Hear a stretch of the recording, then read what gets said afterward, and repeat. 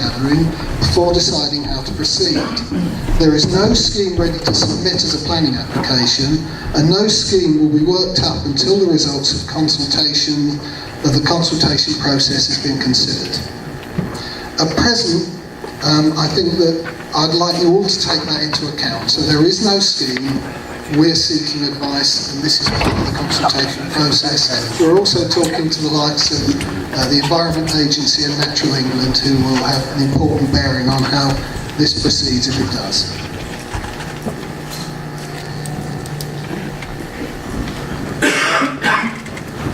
I'd like to now continue in terms of the planning context. Port Ramsgate comprises 9.3 hectares of land. 15% of that land is occupied by Brett's aggregates. This proposal would require about 2.5 hectares adjacent to Brett's. At ports, planning permission is not required for development for the purpose of transport of goods.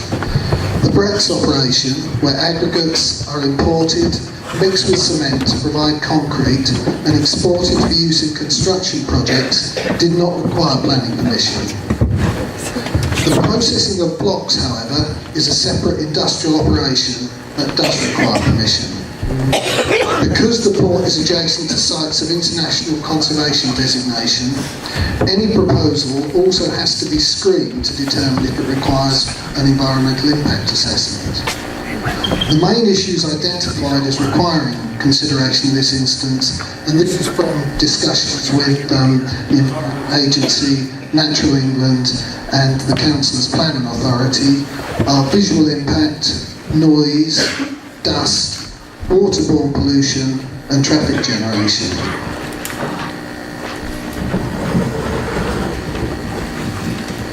This slide is just for illustrative purposes, but it shows that the starred area in blue is where Brett's aggregates and concrete batching plant is presently located, and the area next to that is just illustrative and shows the type of site that would be required for the operation that's being considered.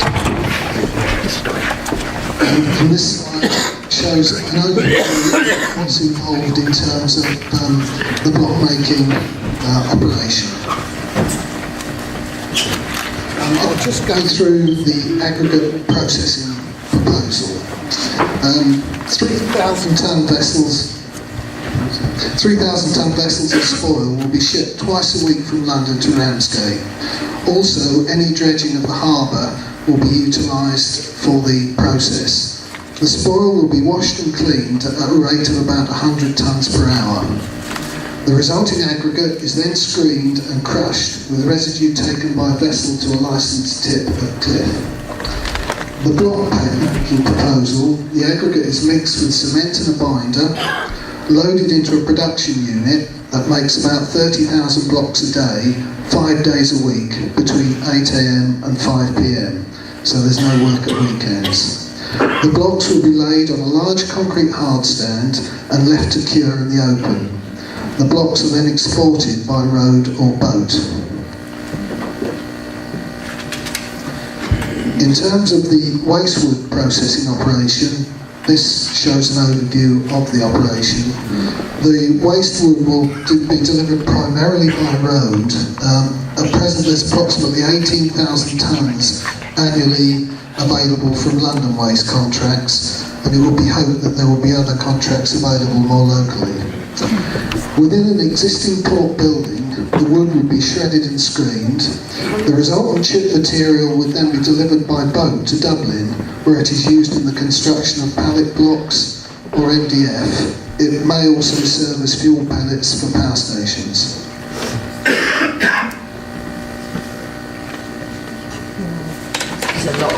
Finally, just to cover a few issues relating to the development, the proposals will generate approximately 60 lorry movements a week. The aggregate screening and block making will initially employ 28 people. The wood waste operation would initially generate 19 jobs, and the operations may enable the reintroduction of a Ro-Ro ferry service to Ostend because of the increase in use of the port for port-related development. Thank you. In relation to the aggregate washing, I would like to know how much water is required each day, what is going to happen to it after you've finished with it, and where the water is coming from in the first place. Thank you.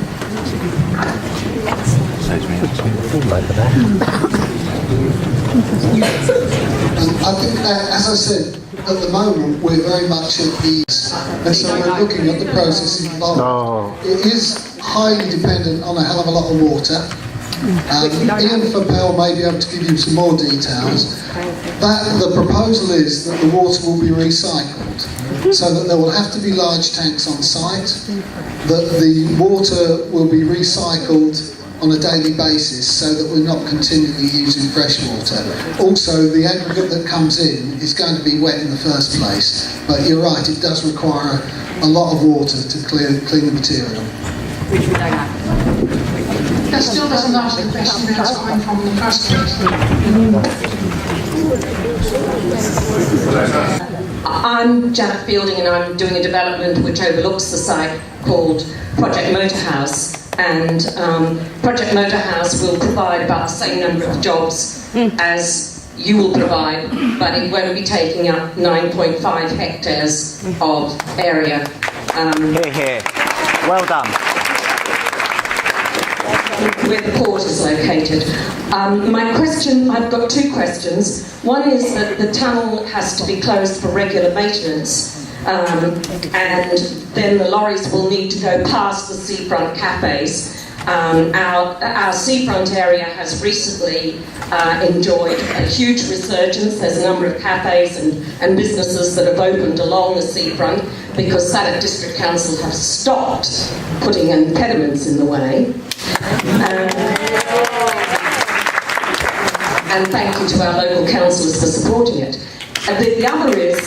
My other question is, would you be using the business premises relief allowance, which that building on the port would be eligible for, because this would mean that you could write off any development costs against your corporate tax for 5 years going forward. So in fact, the development of the site would cost you nothing. Is that correct? Go on, Janet. Candice?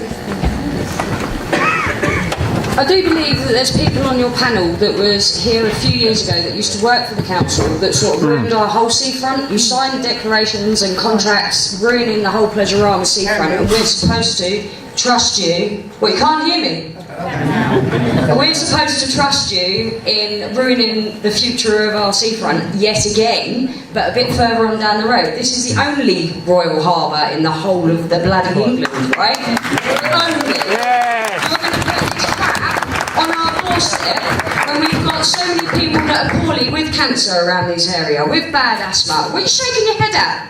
Do you even live here? Do you understand? You don't have a clue about your own website. How are you supposed to understand what we are already putting up with? What we have already lost?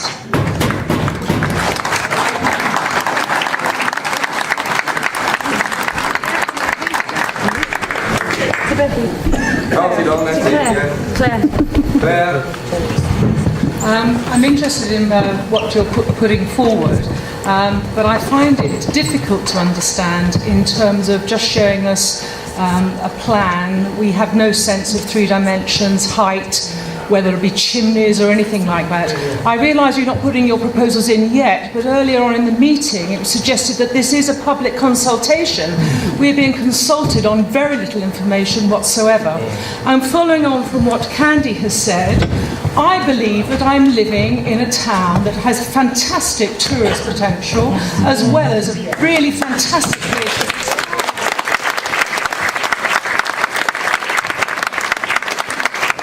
We have 2 beaches that are used by most of the people in the town. That's the Ramsgate Sands and the Western Undercliff. And we're trying very hard to join this up so that when people come here, they've got a whole spread of seafront to participate in. This will provide a block, a future block on that site. The other thing that you have raised tonight is the business of dredging. I had assumed there might be some planning gain in your operation, whereby you would keep the harbour clear for us. That's very kind of you. But that is our sand from our beaches. Who's going to put the sand back on the beaches, both on the Western Undercliff and on Ramsgate Sand, so that we've actually got a seaside resort to come to? Well done. By the way, my name is Anduse, and I'm a new resident here at Ramsgate. I'm coming over from the other side, just across. I'm coming from Belgium. And where I live... Yes, well done. And where I live, we used to have a cement factory, which had to close down because of the production in Eastern Europe. And now they've been trying, they're also recycling, doing aggregate recycling, other things. And I can assure everybody that the pollution around is extremely important. And then you didn't answer the question, what will happen to the wastewater? What will happen when all those boats are coming and half, because of the bad weather, the wind, half of the product that you're coming in, the cement and all that, is getting blown away, goes into the sea, goes into Pegwell Bay, which is a reserved area. What will happen to the environment? Well, I haven't actually got a question, I've just got an observation, and to back up what these ladies said earlier, I actually despair that we're even having this meeting.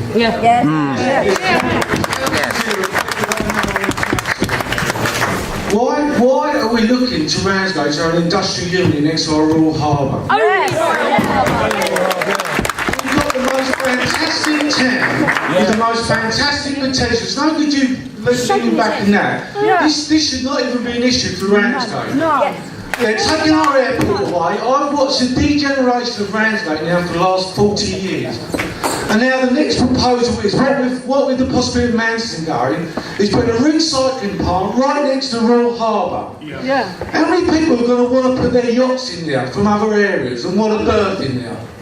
It is the most fantastic harbour. We've got Manchester the jewel in the crown, and the harbour is the next big jewel in the crown. And I can't believe that this council are even allowing this to even be considered. It's absolutely right.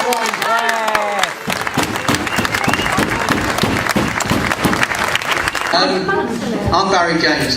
I've got an observation, one that you may not be aware of, or you don't seem to be aware of. Brits have actually admitted they lose around 5 tonnes of cement a year blown into the water. Which I find a little difficult to understand when you actually want to put your aggregate in piles before you start building. How much of that will end up all over Ramsgate? Those that don't know whether it's relevant is entirely up to you to decide.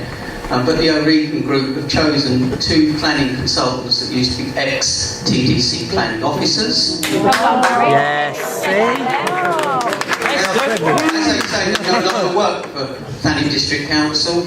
Officially. But Mr. White, It does make me wonder why they were chosen amongst all the other planning consultants in the country. And 2, something that was skipped across right at the start of this meeting.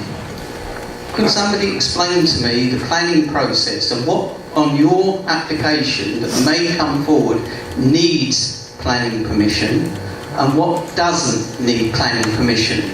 Because personally, I think everything you want to do needs putting through the proper planning process, not some and others. Secondly, if you're going to put things through the planning process, then you need to have a serious think about whether the residents of Ramsgate will actually rise up and let you.